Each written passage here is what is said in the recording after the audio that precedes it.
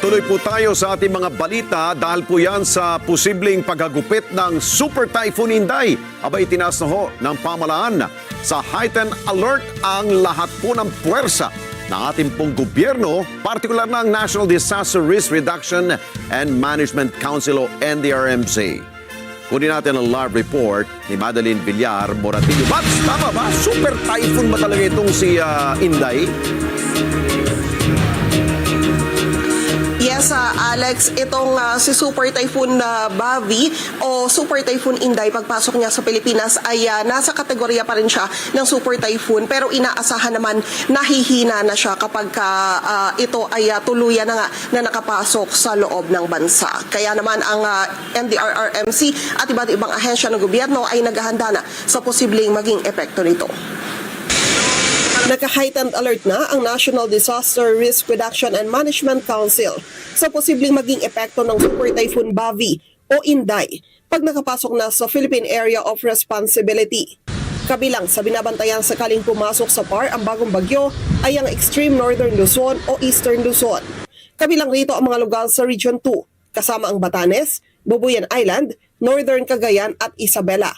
Bagamat inaasahang hihina si Bavi pagpasok sa PAR, binabantayan naman ang posibilidad na palakasin nitong habagat.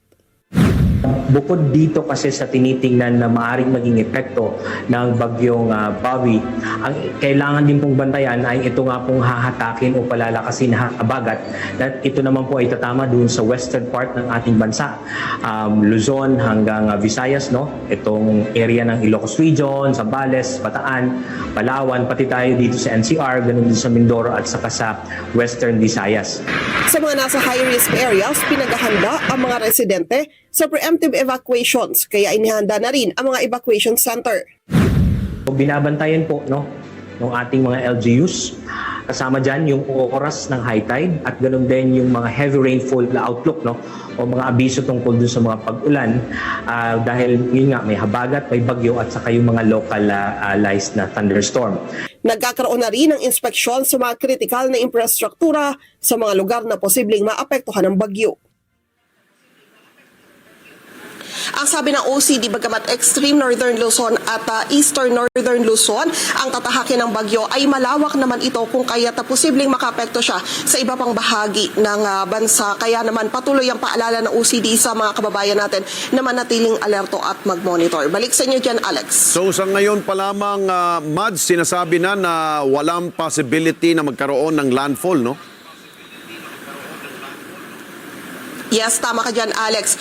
Wala naman siyang posibilidad na mag-landfall. Ang problema lang kasi yung posibilidad na hatakin niya yung habagat. Kaya maaari itong magdulot ng mga pag-ulan sa iba't ibang lugar. Okay, maraming salamat sa iyo, Madeline Villar Moratillo.